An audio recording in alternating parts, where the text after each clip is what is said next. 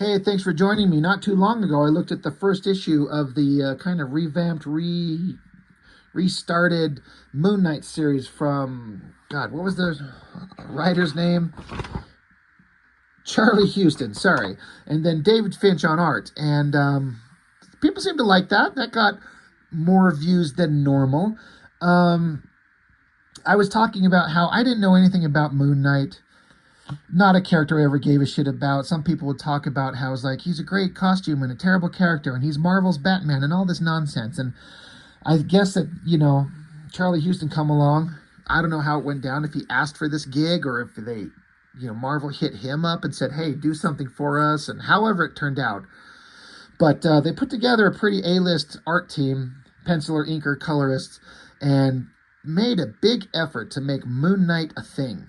And so I went over issue 1, was kind of getting into the story, and I was like, well, let's keep going on that. And I was trying to read this shit, and this comes up with me a lot. It's just, I don't care about the character. And so it gets into stuff where I'm like, I don't care. So I kind of stopped trying to read it. There's scenes in here that are great. The artwork's always great. And then there's some scenes where I'm like, this is well done, but I just was like, I don't care. I don't care about this version of the character. I'm not interested. So we're just going to do a flip through issues 2 and 3 just to kind of glance at the artwork and just kind of revel in the genius that is David Finch in this era. So, David Finch penciler, Danny Meeke inker. I mean, that's a hell of a team. I don't want to skip on the colorist. Frank Darmata. I talk about occasionally how sometimes modern computer coloring can kind of ruin the look of a book for me. And that's still true, but sometimes I think that they really nail it. And this coloring, I love this coloring. I think this looks really good. I love this scene outside of the window, whether that's a photo that's been adjusted around colors to, insert in there, or the colorist painted that in. Whatever it may be, I think it helps sell the scene. It's nighttime, it's clouds, a moon in the distance. We set up how the hero, whatever the hell his name is Mr. Moon Knight, Jimmy Moon Knight, or whatever the fuck the character's actual human name is.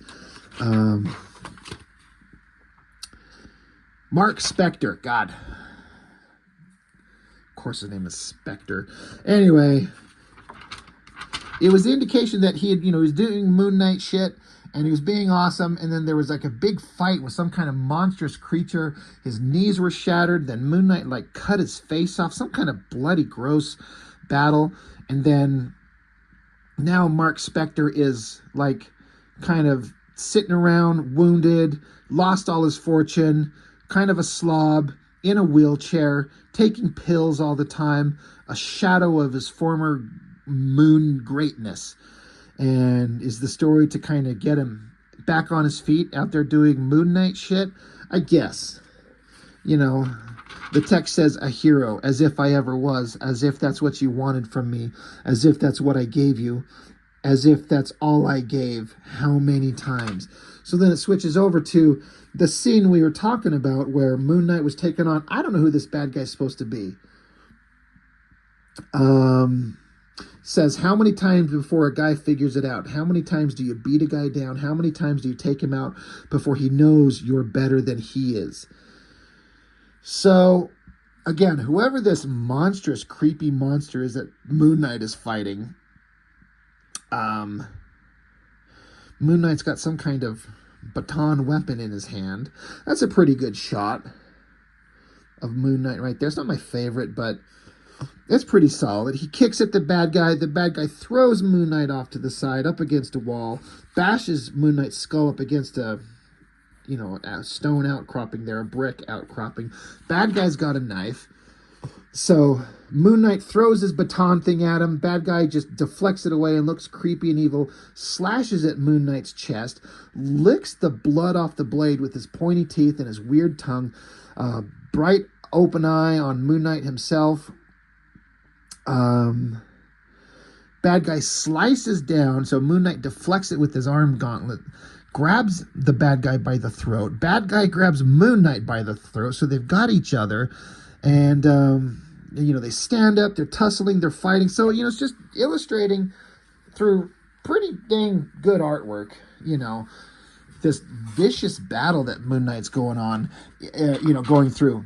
It's not like standard lighthearted superhero shit where hero shows up and they trade a couple of punches with that bad guy and defeat him and stand there and the American flag's waving in the distance and they're like, thank God I saved you.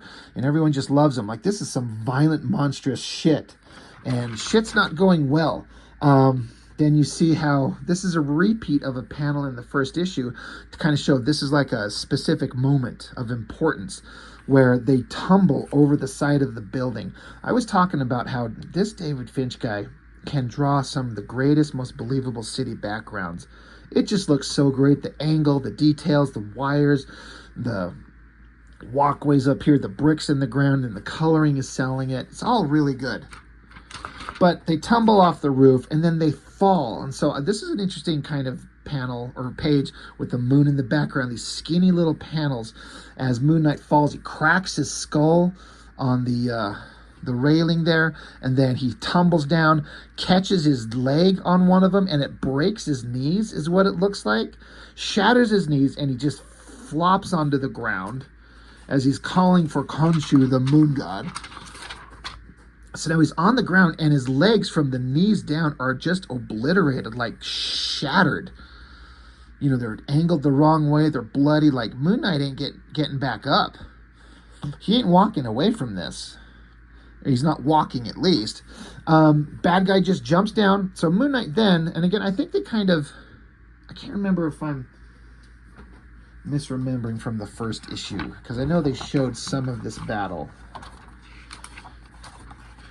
And now I want to remind myself. I don't think that they just showed some indication, some hints at this fight.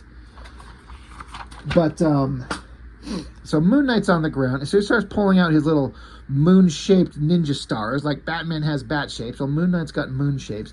So he just starts throwing these little moon stars at the bad guy over and over. And so you see repeating panels of the bad guy's mouth, and with each progressive panel, more blood and more exasperation on his face as his feet keep walking closer and closer, and then more of the moon stars keep flying at him. So I just read that as Moon Knight's got like a dozen of them. He's just like throwing him at this guy since he can't walk, desperate to fight. And then so the guy is just covered in stab wounds from all these things, and then he falls down right next to Moon Knight. But then the bad guy's not down, he's not out yet, so he crawls up to him, bites into Moon Knight's mask in his face, and shreds the mask off. I love how there's a minimum of words. It's not cluttered in text. Mr. McFarlane, I'm looking at you. Just letting the visuals tell it with a little bit of dialogue kind of explaining kind of the mindsets of the characters. This works fine. But the bad guy just starts chewing on Moon Knight's face. So Moon Knight punches him. Bad guy's bloody and gross, and the text is saying how all Moon Knight wanted to do is wipe that stupid animal smile from his face. That death mask. So you see Moon Knight's face there with the mask ripped away. Moon Knight's got one of his little sharp little moon throwing stars here. So he starts, it's like that he's cutting into something close up on his eye, blood, sound effects, grossness. Honda Civic. Wait, what the fuck? Everyone remember these giant 2-page ads in these books? They must have paid a shit ton of money to sell their 2005 Honda Civic, and those cars look like electric shavers, right? Remember? So boring. But Moon Knight cuts the guy's fucking face off. I don't know if this is supposed to be like the skin down to the bone, or if this is, it's really grotesque, and I kind of love it. But he sheared the guy's flesh off his face, holding it up, and so the monster guy's just there with his bug eyes and just shredded and destroyed. Moon Knight's there with his destroyed knees. So it's like, this is like this critical moment that happened in Moon Knight's life for whatever reason. Now we cut back to whatever kind of time jump back into modern time. He's sitting there holding his knees, presumably kind of disappointed and disgusted with himself and what he did. Meanwhile, we cut outside. There's a guy walking along. Somebody drops a cigarette. And so this guy who's walking picks up the cigarette and starts smoking it himself. Goes into this pharmacy, picks up some pills. What is he doing? Well, we'll see. That guy shows up to Mark Spector's place. I guess Mark Spector's got a butler that's helping him up to his feet. Then, hey, you've got a visitor. And so it's this weird random other guy. And so there's some dialogue back and forth. This guy that went to the pharmacy in the previous page, I don't know who he is. He's kind of weird and eccentric and strange. I don't remember who he's supposed to be, if he's supposed to be anybody interesting at all. There's some dialogue back and forth between them. Weird random guy is being a weird random guy, saying shit that's kind of like vague and non-specific, kind of giving us some information but not a lot. And then he kind of asks, could it be that this unveiling, because we showed in the previous issue, in issue 1, right at the end, old Mark Spector pulled this drapery off of this thing and revealed the statue of the moon god.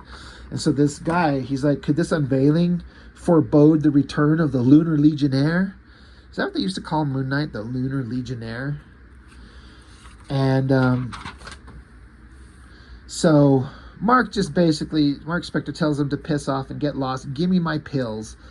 He's like, all right, sure, fine. By the way, this guy says, by the way, you have a friend that sends his greetings. The word is that he's in a spot of trouble. He wonders if you might call on him. If you can find the time. So all the dialogue, this guy's kind of trying to like motivate him to get off his ass and quit sitting around being a pathetic loser, I guess. And says, by the way, you've got this friend who's in trouble and needs your help. If you could find the time from sitting around drinking and taking pills and doing nothing. So Mark pours the pills into his hand. He stares for a minute. The other guy leaves. And so the butler comes back to the door and says, sir, will we be having lunch today? And so Mark Spector says, get the car, Samuels. I'll be having lunch out today. The butler, with a smile on his face, says, indeed, sir. And then we see Mark Spector take the pills he was about to take. He puts them back in the bottle as if a symbolic kind of like, all right, no more of this.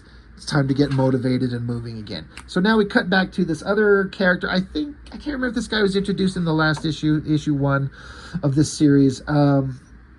They do an interesting thing here that I think is interesting, but the way that they did it fucks up the whole point of it. What I'm getting at is, like, you see these feet walking down the hallway, and then this overhead shot, kind of in this like red kind of color tone. This guy walks in. He's like, they want you now. So the guy that's in all this red, he says, do they? What's the hurry? This guy says, Asset Prime is moving. So then this guy all in red says, moving? Guess I'll have to look into that. So this guy had glasses on, but he took them off. First off, that is a really great drawing. I'm going to say that Finch used some reference on that for the face, which is good. It's fine. You know, it looks fantastic, and the inking looks fantastic. I love it. But what you see is when this guy looks at a person, they do this thing. It's kind of hard to probably see. There's text saying things about the person. It's kind of implying that this guy can see all your secrets that only you know. He can see through you. He knows all these things about you, whether it's good or only good or bad or only the bad. The problem is that they drew it in this like color font that makes it hard to read. There's some places where it's impossible to read, and it fucks up the point. It ruins it. It's so stupid that they should have seen this and corrected this. But, you know, so this mysterious guy in red's looking at this dude who come up to him, and it says, will die young and unloved, says date raped first lover, and then it says something about his mom that I can't read. I can't figure it out. Says he has bad breath, overgroomed, vain. There's something here, some text that I can't make out. Woman, I don't know. I can't read it. Underwear's too tight, pee stain, cheap shoes. So it's just saying all these like things about this person, about all these weird things about him that you would never tell anybody, but he can see it. So I like the idea. This guy can see everything about you, even your future. Will die young and unloved. It's interesting. It's just the way that they portrayed it fucked up. Because it doesn't work. If I can't read it and see it, what's the fucking point, guys? So it kind of pissed me off. I'm like, what an interesting idea, but I can't see it. Anyway, that is issue 2. Let's flip through issue 3 real quick. Because I collected all of these, at least that Finch drew. I don't know how long he did.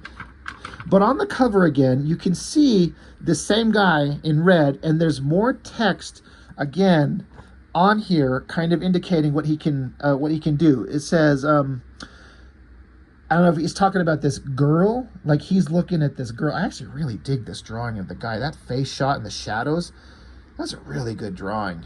I know I'm not a huge fan of this Moon Knight shot up there. It's not my favorite. But anyway, it says, number 1, parents divorced, addictive personality, constant need to prove self-worth, father murdered. And then it says number 2, spoiled rotten, must always be right, father murdered. So it's interesting. It reveals some character, but it's this weird thing that he can do. It is an interesting thing. I also did notice here, you get this opening page on issue 3. I think they did this in issue 2 as well. Yeah, where they have this opening page. It gives the credits of who did the book, and then inside it they list the credits again. Well, they do that here. Here's the opening page, kind of a recap of what happened before. This issue, Danny Miki with Victor Olazaba and Alan Martinez, so some assistants on inks. But they list the credits here, and then you flip it open, and they list the credits again. So anyway, it gets into the story where they're talking about, I think we got the guy who saw everything in red. I think that's supposed to be him still right there, yeah. You see some stuff with Mark Spector up here, but then you get into, I guess, the history of Mark Spector here. I didn't know any of this. He was in the military. It says, Asset Prime, Mark Spector, relevant case history, enlisted United States Marine Corps in 85, forced recon missions in Central America, Bosnia, North Africa, 87, accepted dishonorable discharge for striking a superior officer. So they're kind of going over the history of the Moon Knight as a guy. It's a bunch of dialogue back and forth. And this guy who can observe things is just looking kind of creepy. Like, Finch is drawing this guy really well.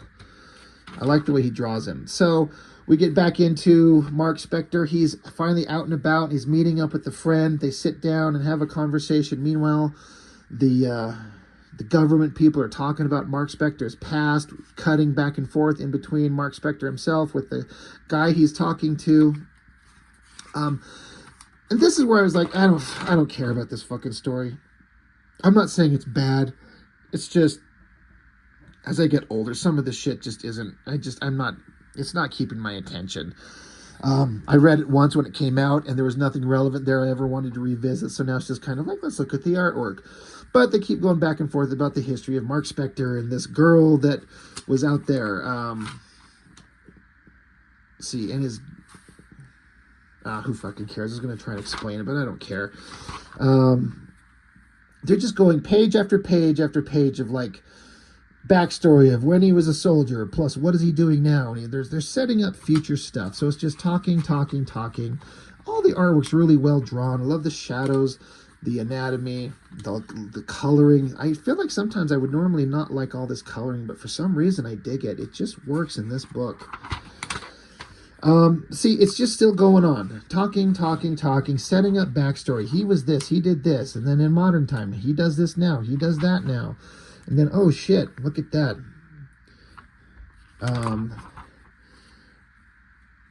So, yeah, they talk about here, in this tomb, Spector encounters an extra-dimensional entity. So again, they're talking about Mark Spector's history as a soldier and all the shit that he did, but at one point, he encounters an extra-dimensional entity. It identifies itself as Khonshu, the Egyptian god of the moon, and vengeance. It brings Spector back to life as its avatar on Earth to do its work. And he's like, really? It did? What it actually is, what it wants, who's to say? But Spectre bought it so much so that, well, we all know how much he bought it, but hey, the thing resurrected him twice. So finally we get into some superhero shit here. That is a hell of a double page spread by Finch. On top of a gargoyle head, like, it feels very Batman. I'm not trying to say that as like a negative. It's just, you can't help but make that connection of rooftops, night sky, flowing capes. It's pretty badass. That's Finch in top form. That's looking pretty great. Love the coloring. But then, okay, we're back to talking. Again, they're setting up story. It's fine. Back and forth about stuff. More recapping the stuff that happened in the previous issues. And then Mark Spector's out on the street. As he's leaving, he gets in a fight with somebody here. A lot of blood and guts and beating the shit out of somebody.